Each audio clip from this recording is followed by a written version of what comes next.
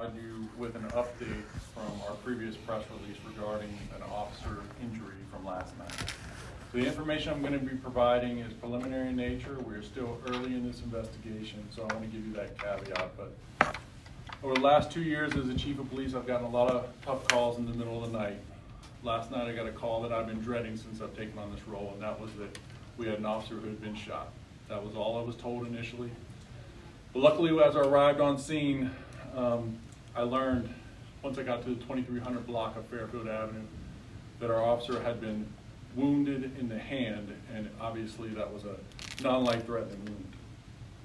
So our detectives, along with U.S. Marshals, worked through the night and were able to identify the perpetrator. This afternoon, that perpetrator surrendered himself to the Chesterfield County Police Department. We were notified and took that individual into custody. I will tell you that that individual is 16 years old, so I am limited in what I can say about him. I'm not going to be able to provide you with a name at this time or his booking photograph. I can tell you the charges that we have at this point.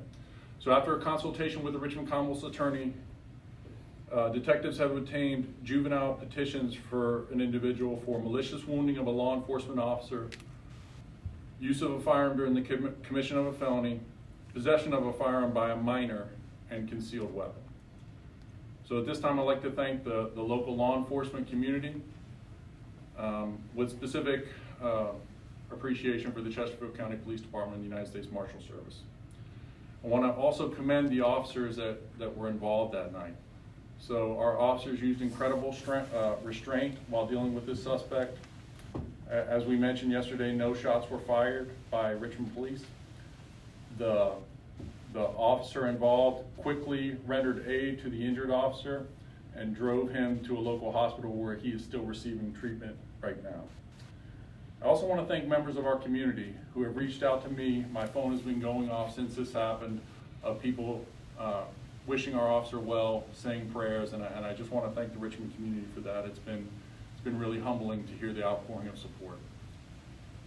102 law enforcement officers have been killed in the line of duty this year.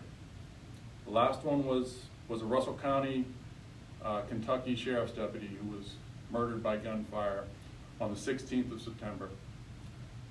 He was 102, and I'm thankful that the Richmond Police Department wasn't 103 on that list. So at this point, I can answer a few questions for you.